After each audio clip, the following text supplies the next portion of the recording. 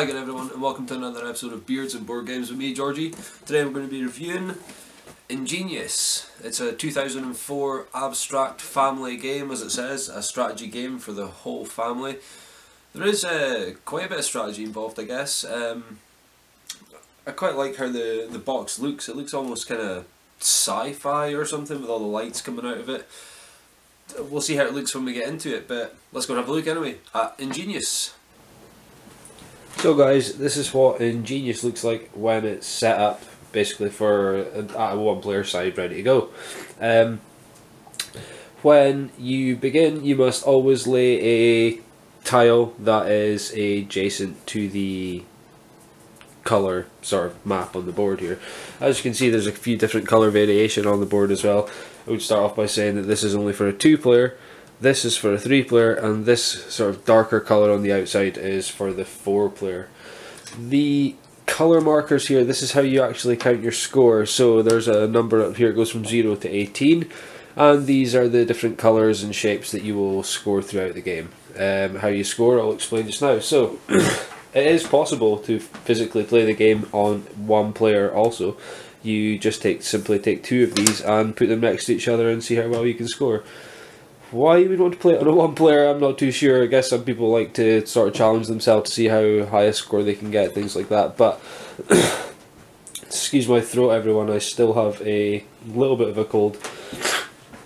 But we'll get through this together. The tiles themselves are, so you'll start off with a tray, again kind of like Scrabble.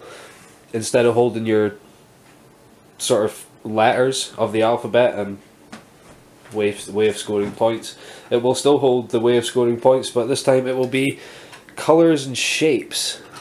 So like you can see, this one's purple and it's purple circle. This one's orange hexagon, I believe. 1, 2, 3, 4, 5, 6. Yeah, hexagon.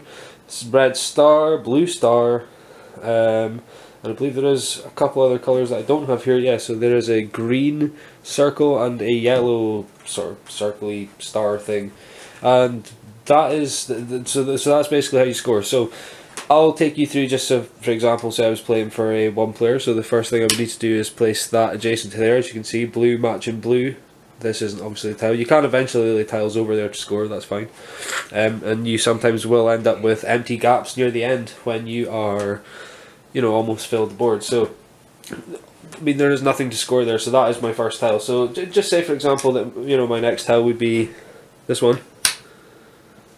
I'd put it there. You can see it can sometimes be a bit sort of hazardous when you're placing pieces, particularly when there becomes a lot on the board. You just knock them and it can knock the whole row everywhere.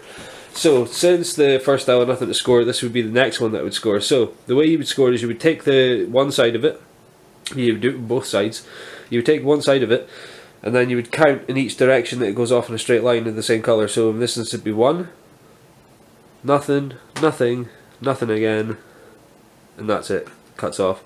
So I would get 1, oh that's orange, helpful, pick the right colour. I would get 1 blue point for that. And same again with the purple. 1 purple, obviously. 1, nothing, nothing, nothing, nothing, nothing again. So 1 purple point. And that's how the game's played. I mean, you would obviously, every time you pick one, you would then draw another from this fabulous looking bag. Not so much. There isn't even a tie on it to make it tighter. It just sits and can get loose and pour out. But you know, when you draw more, you then fill up your thing. I mean, you're supposed to do this every time. Every single time you play one, you draw another tile. You'd end up like that. What would you play next to that choice? I don't even know. This maybe. Do you get 1? Nothing, nothing, nothing. You wouldn't count the score on the same tile if you've got double tile, so that would count as nothing and cut you off. 2, so I would get 2 on the purple there.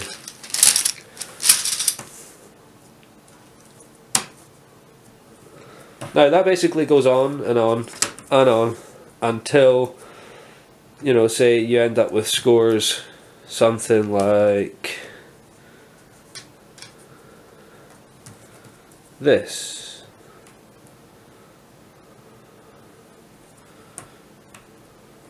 Sorry about this. Yeah, so say you end up with a score something like that. And you think, that's not too bad, eh? Most of them are quite full. You'd be wrong. So the way you score in this is you take your lowest marker, and that is your score. So for instance, my score at the end of this game would be 10. And whoever, say somebody had this, their score would be 12 because it's a couple of notches higher. That's literally it. That is how you score, that's how you play the game. It's very simple, it seems, to be honest. That's about it. It can eventually start scoring quite a high number of points. That's how you end up getting up here. One thing I would say, just before I go to the closing of my review, is how irritating this can be when you're trying to lean over, get pieces. It just sits very tall on the table. It's quite easy to knock over, to touch. Can become very frustrating. But anyway, we'll go on to the last part of the last part of my review, and then we'll let you know what I think. So guys, what did I think of Ingenious overall? Mixed feelings really, I guess, about the whole thing. It was, I enjoy playing it. It passes the time. There is much better things I would rather play, to be honest. Its pieces leave so much to be desired. The plastic it's made out of is so cheap and horrible and nasty. I don't like it at all. I don't like the pieces, I don't like the quality. The board is okay. The bag that it comes in is boring, lame. But the actual strategy of the game is quite fun. I like playing it for that. The whole random drawing of the tiles thing can become really annoying, and that's one thing that kind of annoys me about games like, I guess, like a popular game like Scrabble. Just, you can go for so many turns without getting the right colour, the colour that you're looking for, and then you could have max of everything else and then end up just completely losing because you have 2 of one colour, because the scoring mechanism is kind of weird, to be honest. I mean, it's okay, like I said, it can pass the time, you can play it.